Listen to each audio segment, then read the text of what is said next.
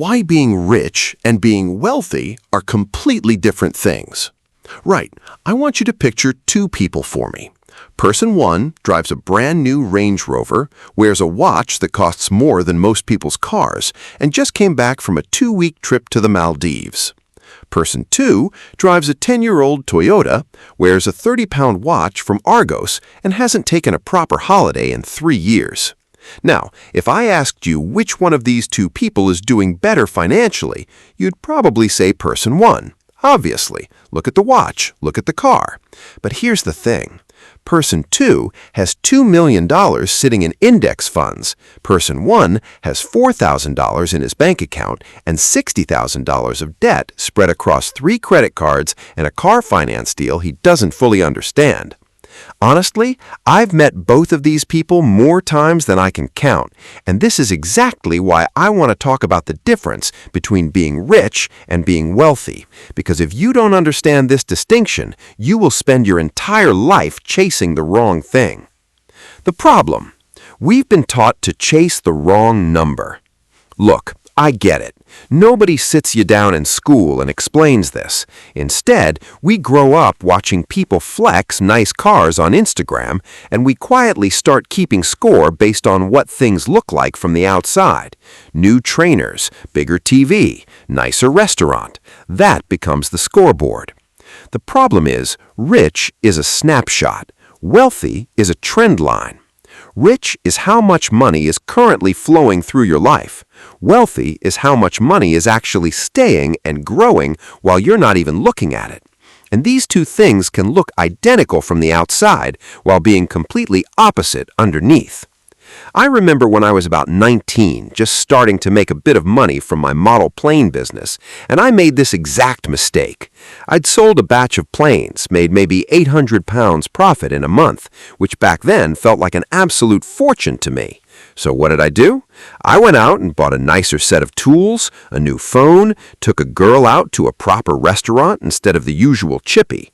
Within about 3 weeks, that 800 pounds was gone, completely gone. And I remember sitting there thinking, hang on, I made all that money, so why do I feel exactly the same as before? That's rich. That's the trap. Money flows in, money flows out, and your actual position in life never changes. My insight: wealth isn't a number, it's a gap. And here's what took me years to actually understand, and I mean properly understand, not just repeat as a nice quote. Wealth isn't about how much you earn, it's about the gap between what you earn and what you spend, and more importantly, what happens to that gap. If you earn $100,000 a year and spend $98,000 of it, you are, in the truest sense of the word, not wealthy. You're rich, you look successful, you feel successful, but you are one bad month away from real trouble. Meanwhile, if you earn $45,000 a year and consistently invest $10,000 of that every single year into something that grows, you are building actual wealth, even though nobody driving past you would ever guess it. To be fair, I'm not saying don't enjoy your money. That's not what this is about. What I'm saying is rich is a feeling, wealthy is a system. And the annoying truth is the system doesn't care how it feels. It only cares whether the gap exists and whether that gap is working for you. Step 1. Stop measuring yourself against what you see.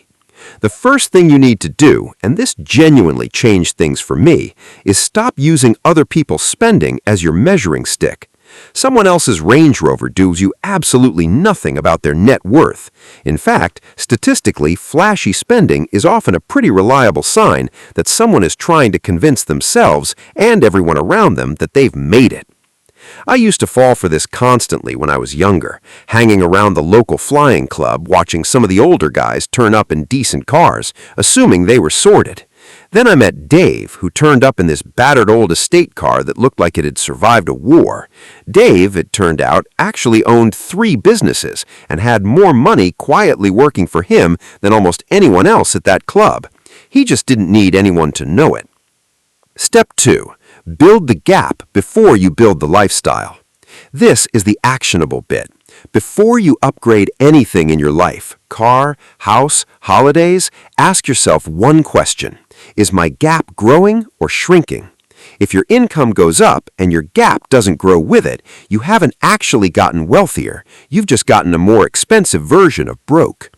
A simple rule I've used for years: whenever my income increases, I keep my lifestyle exactly where it was for at least 6 months to a year, and I push the difference straight into investments.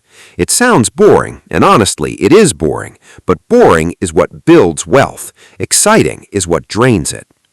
Step 3. Let the gap compound while you're not even looking at it. Once the gap exists, the real magic isn't in how big it is, it's in what you do with it over time. Because here's the number that should honestly terrify anyone who's currently choosing lifestyle over investing.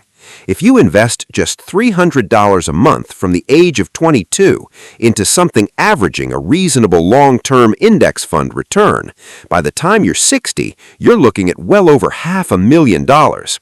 Miss those first 10 years chasing the rich lifestyle instead, and you could end up needing to invest almost triple that amount per month just to catch up to the same number. That's not motivation talk. That's just how compounding math actually works, and it doesn't care about your feelings. Step 4. Redefine what winning actually looks like. Remember, I'm not a financial advisor. I'm just sharing what's worked for me and what I've watched work and not work for a lot of people around me over the years. But if I had to redefine winning in one sentence, it would be this: winning isn't the ability to buy something. Winning is not needing to check your bank account before you buy it. That's the entire difference between rich and wealthy in one sentence. Rich is affording something today. Wealthy is never having to think about it. A real example. Let me give you a proper example, because numbers make this real. 2 friends, same starting salary, $35,000, straight out of university. Friend A leases a car, upgrades his flat within 2 years, and is, by every outward measure, doing brilliantly.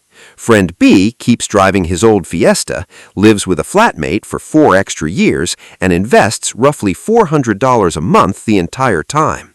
10 years later, friend A is earning $60,000 now, but has almost nothing saved because the lifestyle grew exactly as fast as the income did. Friend B, even after a few pay rises along the way, has just under $70,000 sitting in investments, and it's growing faster every single year without him lifting a finger. Friend A looks richer at every single dinner party. Friend B is, without question, wealthier. That gap only gets wider from here because friend B's money is now making more money on its own than friend A can even save in cash. That's not luck. That's just how compounding math actually works, and it doesn't care about your feelings. So here's what I want you to actually take from this. Stop asking yourself, can I afford this? Start asking yourself, does this grow my gap or shrink it? Rich is loud. Wealthy is quiet. And honestly, quiet is a much better place to end up.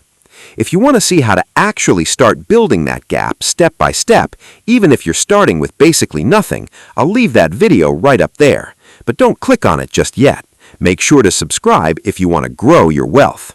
Okay, I'll see you over there.